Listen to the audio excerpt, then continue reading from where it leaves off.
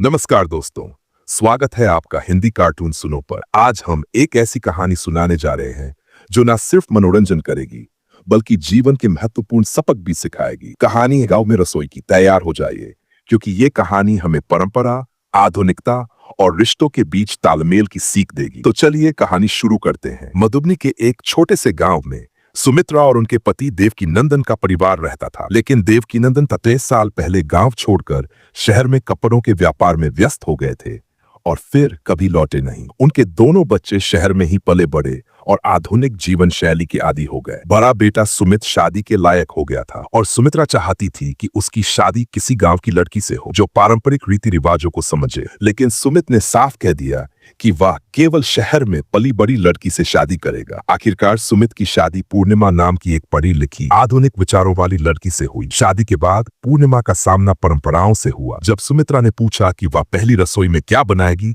तो पूर्णिमा असमंजस में थी। उसने शाही पनीर कचौरी और मूंग दाल हलवे की बात की, लेकिन पारंपरिक दाल पूरी के बारे में उसे कोई जानकारी नहीं थी। यह सुमित्रा के लिए एक झटका था जो गांव की रीति रिवाजों में माहिर बहू की उम्मीद कर रही थी। पूर्णिमा ने गांव की परंपराएं सीखने की कोशिश की, लेकिन उसे सुमित्रा का साथ चाहिए था। इससे सुमित्रा को और तनाव हुआ। इसी बीच सुमित्रा का छोटा बेटा विनीता भी अपनी पसंद की लड़की निधि से शादी करने पर अड़ गया। निधि भी शहर में पली बड़ी थी। ये देखकर सुमित्रा समझ गई कि अब उनके घर में आधुनिकता और परंपराओं का टकराव शुरू होने वाला है। निधि और पूर्णिमा की शादी के बाद दोनों बहुओं को गांव में कुल देवी की पूजा के लिए ले जाया गया। गांव का पुराना घर, मिट्टी के चूल्हे और पारंपरिक रीति रिवाजों ने उनकी आधुनिक जीवन शैली को चुनौती दी। पहली बार उन्होंने मिट्टी के चूल्हे पर खाना बनाने की कोशिश की और ये उनके लिए बेहद कठिन था। लकड़ी से चूल्हा जलाना, बिना मिक्सर के मसाले पीसना, यह सब उनकी सहन शक्ति की परीक्षा बन गया। दोस्तों, क्या होगा जब आधुनिक सोच और परंपराओं का यह टकराव अपने चरम पर पहुंचेगा? क्या निधि और पूर्णिमा गांव की चुनौतियों का सामना कर पाएंगी? कहानी यहीं खत्म नहीं होती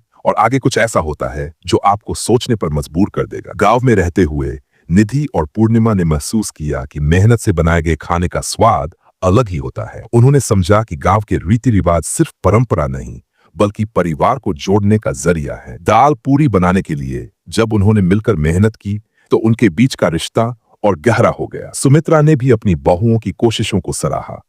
उन्होंने महसूस किया कि नई पीढ़ी को पूरी तरह बदलने की बजाय दोनों को एक दूसरे से सीखने का मौका दिया जाना चाहिए। इस दौरान बहुओं ने भी समझा कि परंपराएं केवल बोझ नहीं हैं बल्कि ये हमें अपने जड़ों से जोड़ती हैं। जब निधि और पूर्णिमा गांव से वापस लौटी तो उनके दिल में गांव की रसोई की यादें हमेशा के लिए बस चुकी थीं। उन्होंने जाना कि परंपराओं और आधुनिकता के बीच का संतुलन ही परिवार को मजबूत बनाता है। ये कहानी हमें सिखाती है कि बदलाव जरूरी है, लेकिन अपनी जड़ों को कभी नहीं भूलना चाहिए। तो दोस्तों, ये थी कहानी गांव में रसोई। अगर आपको ये कहानी पसंद आई हो तो हमारे चैनल हिंदी कार्टून सुनो को लाइक और सब्सक्राइब करना न भूलें। अगली बार फिर मिलेंगे एक और नई कहानी के साथ। तब तक अपना ध्यान रखें और परंपराओं का सम्मान करें। धन्यवाद।